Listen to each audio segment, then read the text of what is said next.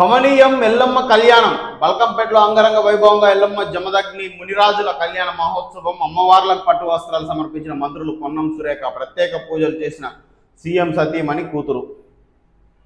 Right, దద్దరిల్లిన Delhi, ప్రధాని ఇంటి ముందు రాహుల్ ధర్నా అరెస్ట్. కాంగ్రెస్ చీఫ్ ఖర్గేతో పాటు ఎంపీలు నేతల బైఠాయింపు, చేతులకు తాళ్లు కట్టుకొని 3 గంటల పాటు ఆందోళన. Kerala CM Satheesan, Karnataka CM DK Shivakumar హాజరు. కేంద్ర మంత్రి ధర్మేంద్ర ప్రధాన్ బర్తరఫ్ చేయాల్సిందే, ప్రధాని మోదీ హోంమంత్రి షా రిజైన్ చేయాలని డిమాండ్. కాంగ్రెస్ నేతలతో కేంద్ర మంత్రి జితేంద్ర సింగ్ చర్చలు. రాత్రంతా ధర్నా కొనసాగిస్తానన్న రాహుల్ అరెస్ట్ చేసిన పోలీసులు. ఇది విద్యార్థులపై కాదు, ప్రతి కుటుంబంపై జరిగిన దాడి. రాహుల్, మోదీ ఈసారి మౌనంతో తప్పించుకోలేరు, దేశ విద్యా వ్యవస్థను ఆర్ఎస్ఎస్ చేతుల్లోకి తీసుకుందని ఫైర్. ఇది అయితే ఇప్పుడు సరే, ప్రతిపక్షాల నిరసన ఎంత ఎత్తున చేస్తున్నారో అంతే ఎత్తున విద్యార్థులు చేసారు నిరసన. వాళ్ళని ఘోరంగా మొన్న జంతర్ మంతర్ కాడ చూసినాం మన పరిస్థితి ఏ విధంగా ఉందని. ఎందుకని విద్యాశాఖ మంత్రి రాజీనామా చేయట్లేడు? దీనికి కనీస బాధ్యత వహించి పేపర్ లీకేజీలు అవుతున్నాయనే కదా ఈ ధర్నాలు చేసింది, నిరసనలు వ్యక్తపరిచింది. ఎందుకు ప్రధానమంత్రి మౌనంగా ఉండు? దీని మీద మాట్లాడాలి. పేపర్ లీక్ ఘోర పాపం, ఇలాంటివి మళ్ళీ జరగకూడదు. పకడ్బందీ పరీక్ష విధానం రూపొందించడం జాతీయ బాధ్యత. ప్రధాని, పేపర్ లీక్ ఘోర పాపం నువ్వే అన్నావు కదా, మరి ఈ విద్యాశాఖ మంత్రి ఏం చేస్తుండు? విద్యాశాఖ మంత్రి నిర్లక్ష్యం వల్ల ఇదంతా జరిగింది. బాధ్యులపై కఠిన చర్యలు తీసుకుంటాం, పిల్లలను రెచ్చగొట్టొద్దు, యువత సంక్షేమం కోసం కలిసి పనిచేద్దాం, పార్లమెంట్లో నిర్మాణాత్మక చర్చలు జరిగేలా ప్రతిపక్షాలు సహకరించాలని విజ్ఞప్తి. ఫ్రీ ట్రేడ్ అగ్రిమెంట్స్ వ్యవసాయ రంగానికి అత్యంత ప్రాధాన్యత ఇస్తామని వెల్లడి. NDA parliamentary party Mangal Milan సమావేశంలో మోదీ ప్రసంగం. ఇదంతా బాగానే ఉంది, కానీ ఇప్పుడు ఇక బీజేపీ వాళ్ళు, ఆర్ఎస్ఎస్ గ్యాంగ్ వాళ్ళు, మీరు ఎంతసేపటికి బీజేపీ ఏ స్టాండ్ తీసుకుంటే అదే స్టాండ్ మీద నిలబడతా అంటే ఎట్లా?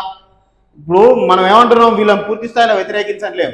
విద్యాశాఖ మంత్రి ఇన్ని పేపర్ లీకులు అవుతున్నాయి, ఇన్ని సార్లు అవుతున్నాయి, దానికి బాధ్యత వహించి రాజీనామా ఎందుకు చేయడు? లేకపోతే వీళ్ళు చర్యలు ఎందుకు తీసుకోరు?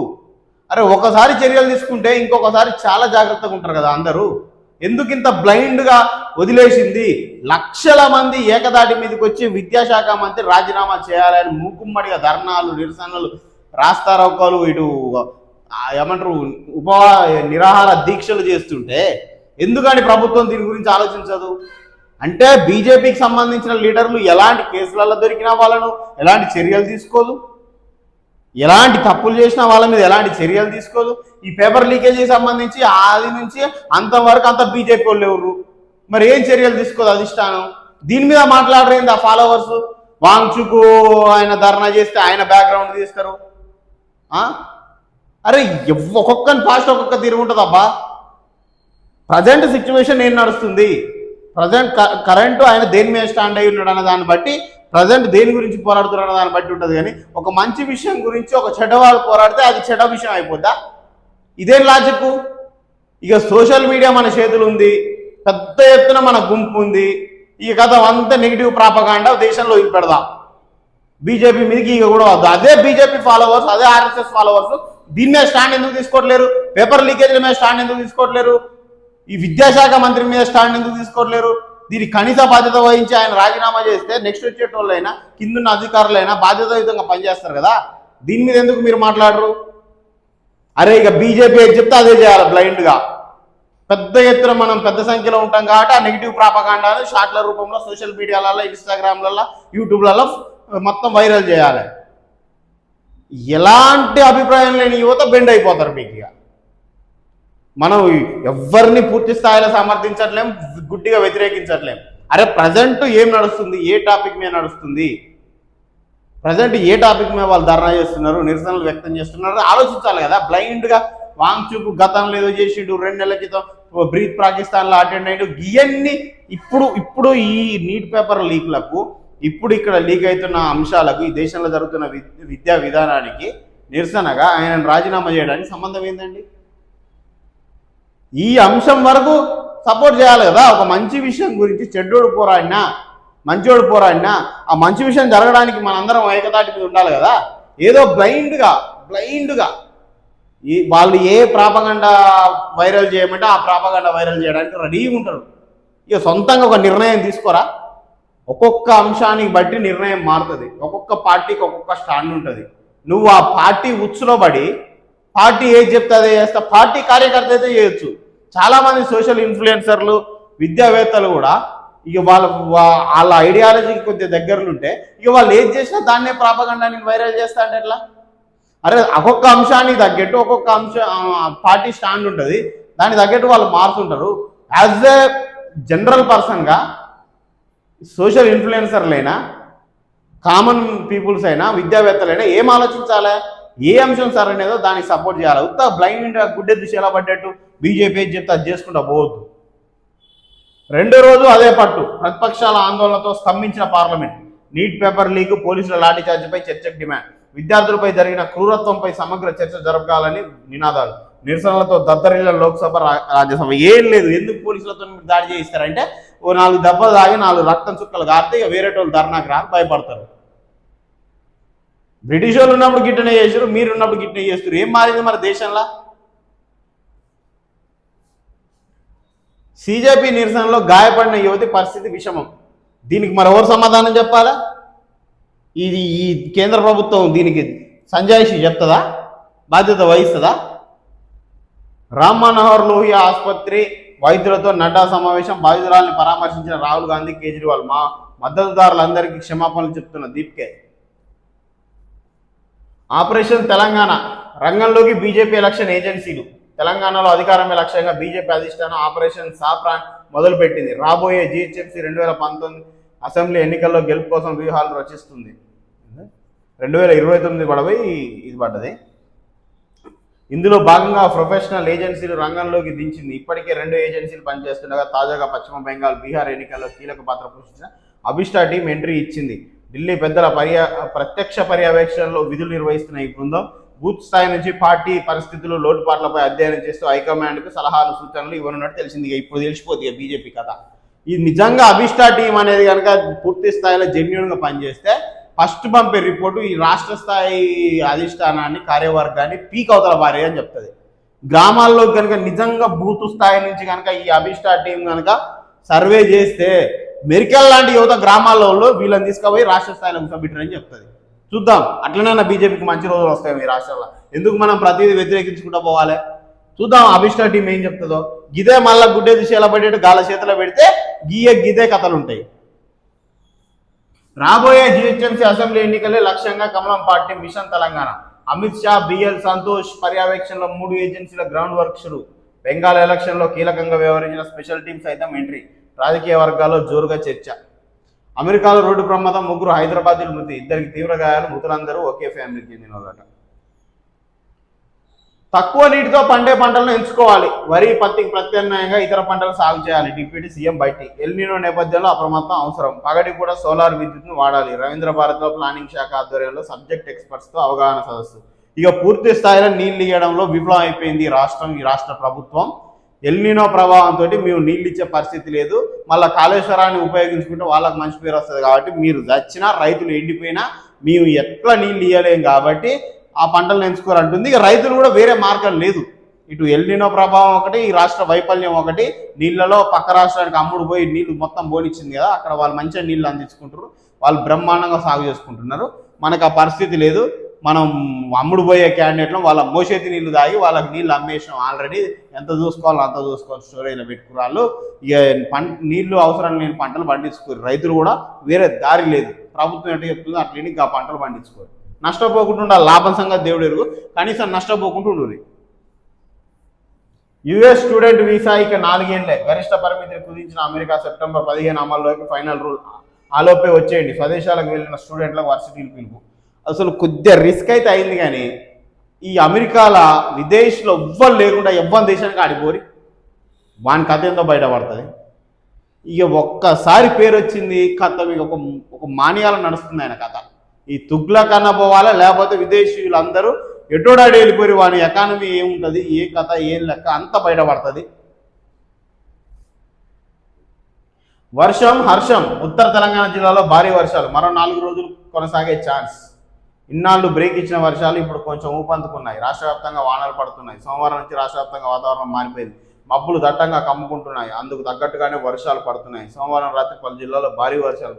భారీ వర్షాలు పడితే మంచి విషయమే, ఓ 4 రోజులు పడితే బాగుంది. మంచిర్యాల జిల్లాలో అత్యధిక వర్షపాతం నమోదు, ఇవాళ కూడా భారీ వర్షాలు ఉంటాయన్న ఐఎండీ.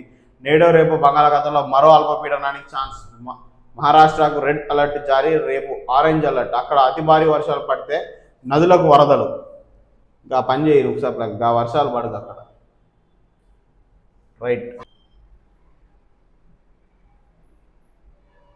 ఇక టెట్కు సంబంధించి నిన్న రెండో టెట్ ఓన్లీ ఇన్ సర్వీస్ టీచర్ల వరకు టెట్ రిలీజ్ చేసారు.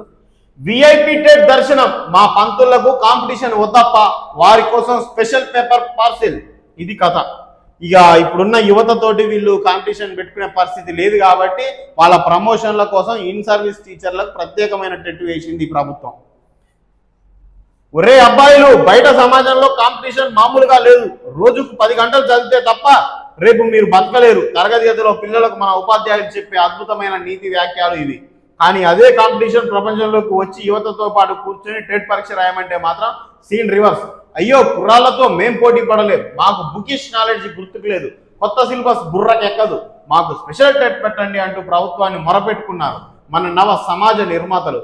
ప్రభుత్వ కరుణ, స్పెషల్ ఆవిష్కరణ పాపం. 10 ఏళ్లుగా పాఠాలు చెబుతున్న పంతుల కష్టాలు చూసి ప్రభుత్వానికి కూడా కన్నీళ్లు ఆగలేదు. అందుకే యువతతో పోటీ పడే పని లేకుండా కేవలం సర్వీస్లో ఉన్న టీచర్లకు మాత్రమే ప్రమోషన్లు కట్టబెట్టేందుకు కొత్త టెట్ ఇచ్చింది అనే సరికొత్త ఆవిష్కరణను తెరపైకి తెచ్చింది. తిరుపతిలో విఐపి దర్శనం లాగా ఇది ప్రమోషన్లు ఇవ్వడానికి ప్రభుత్వం స్పెషల్గా తెచ్చిన విఐపి టెట్ అన్నమాట.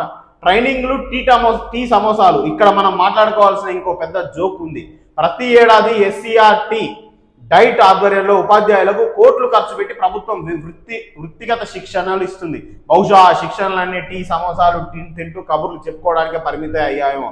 లేకపోతే ఇన్నేళ్ల అనుభవం, అంత నైపుణ్యమైన శిక్షణ ఉన్న టీచర్లు ఒక కనీస అర్హత పరీక్ష పాస్ కావడానికి ఇన్ని తంటాలు పడతారా? తమ కోసం సిలబస్ తగ్గించి సులువైన పేపర్ ఇవ్వమని అడుగుతారా? పిల్లల భవిష్యత్తు అదెవరికి కావాలి? టెట్ అంటేనే ఒక ఉపాధ్యాయుడికి ఉండవలసిన కనీస విజ్ఞానాన్ని పరీక్షించే ప్రామాణికం. కానీ మాకు కాంపిటీషన్ వద్దు, సులువైన పేపర్ కావాలని రాయించుకుంటున్న ఈ స్పెషల్ టెట్తో వారు స్కూల్ అసిస్టెంట్లుగా ప్రమోషన్లు పొందితే రేపు హై స్కూల్ పిల్లలకు ఏ స్థాయిలో పాఠాలు చెప్తారో దేవుడికే ఎరుక. ఇక పేదల పరిస్థితి ఆ దేవుడికి తెలవాలి.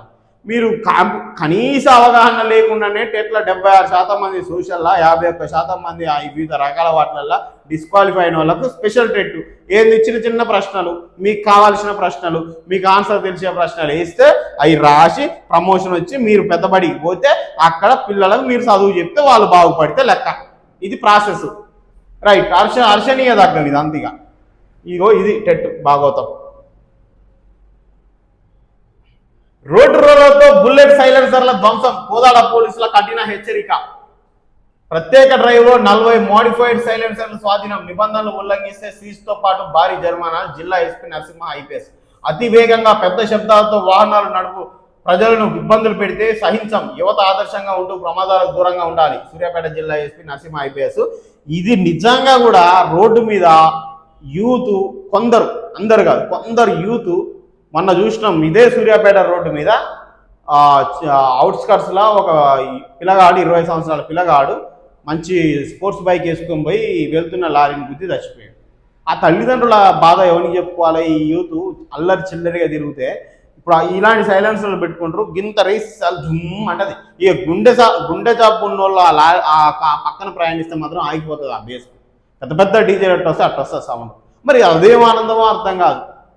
చిన్న పిల్లలు ఉంటారు, వృద్ధులు ఉంటారు, హార్ట్ పేషెంట్స్ ఉంటారు, రోడ్ల మీద ప్రయాణించేటప్పుడు ఎన్నో రకాల సమస్యలతో బాధపడుతున్న వాళ్ళు ప్రయాణిస్తుంటారు. ఈ సౌండ్కు ఏం ఆనందం నాకు అర్థం కాదు. అక్కడికక్కడ బండి సీజ్ చేసి పడేయాలి అలాంటి సౌండ్ వస్తాయి. అరే ఈ సమాజం తిరిగే రోడ్ల మీద ఎక్కడైనా అడుగులో పోయి తోలుకోరా నాయన, మీకు ఆ సౌండ్ మీ చెవులకు ఇనసొంపుకుంటే మనిషి గిన్ని డెసిబుల్సే వినాలే. ట్రాఫిక్లో ఆల్రెడీ వివిధ రకాల హారన్లతో ఆ డెసిబుల్ స్థాయి పెరిగిపోతుంది. మనిషి చెవులకు వినకూడని డెసిబుల్ స్థాయి ఆల్రెడీ ట్రాఫిక్లో ఉంటుంది. దాంట్లో ఈ సైలెన్సర్ తెచ్చి డ్రర్ అంటే ఇక చచ్చిపోవాలి హార్ట్ పేషెంట్ అయితే. ఇలాంటి వాళ్ళ బండ్లు అక్కడికక్కడ సీజ్ చేయాలి. ఈ అభినందించదగ్గ విషయం ఇది. రోడ్లతోటి ఆ సౌండ్ వచ్చే సైలెన్సర్లన్నింటినీ దొక్కిచ్చారు. ఆ బండ్లను కూడా సీజ్ చేసి పడేయారు. అసలు ఉపేక్షించేదే లేదు వీళ్ళని. రైట్. కోహెన్స్ కాలుష్య కోరల్లో దాసాయిగూడెం. కంపెనీనైనా మూసేయండి లేక మా ఊరినైనా కొనేయండి. 3 దశాబ్దాలుగా ప్రాణాలు తోడేస్తున్న ఫార్మా కాలుష్యం. 50 ఏళ్లకే కిడ్నీ రోగాలతో మృత్యువాత పడుతున్న గ్రామస్తులు. పిల్లల్లో లోపిస్తున్న ఎదుగుదల, మందులకే వేలాది రూపాయల ఖర్చు. కలెక్టరేట్కు కూతవేటు దూరంలో ఉన్నా పట్టించుకునే అధికారులు. మా ఊర్లో గెస్ట్ హౌస్ కట్టుకొని ఉంటే మా బాధ తెలుస్తుంది. అధికారులకు గ్రామస్తుల సవాల్. దాదాపుగా 3 దశాబ్దాలుగా ఇక్కడ ప్రజలు పోరాడుతున్నారు. ఆ సువెను కోహెన్స్ అనే ఫార్మా కంపెనీ వచ్చి వాళ్ళ పాలిట శాపంగా మారింది. ఇక్కడ నైట్ అయితే నిద్ర మాత్రలు వేసుకొని నిద్రపోతున్నారు ప్రజలు. ఆ వాసనకు తట్టుకోలేక, అన్నం సహించట్లేదు వాళ్ళకు. చిన్నపిల్లల్లో ఎదుగుదల ఆగిపోయింది. 50-60 ఏళ్ళు వచ్చేలోపు పూర్తిగా క్షీణించిపోతున్నారు. కిడ్నీ బాధలతో 20 నుంచి 50 మంది చచ్చిపోయారు. మొన్న అక్కడికి వెళ్తే ఫీల్డ్ మీదకే వాళ్ళ గోస కాదు. ఇగో ఈ మహిళ తీసుకొచ్చి బస్తాల టాబ్లెట్లు ఉన్నాయి ఆమె ఇంట్లో. వాళ్ళు ఏదో మెడికల్ క్యాంప్ అని పెడతారట, పనికిరాని 4 టాబ్లెట్లు తీసారట, మిగిలిన లేని టాబ్లెట్లు వాళ్ళు కూడా బయట తెచ్చుకోరని చెప్తారు. కథమిగా అవి పనిచేయవు. వీళ్ళు పోయి ₹1000 వాళ్ళు సంపాదించే దాంట్లో మేజర్ పోర్షన్ అంతా పెద్ద మనుషుల టాబ్లెట్లకే పెట్టాల్సి వస్తుంది.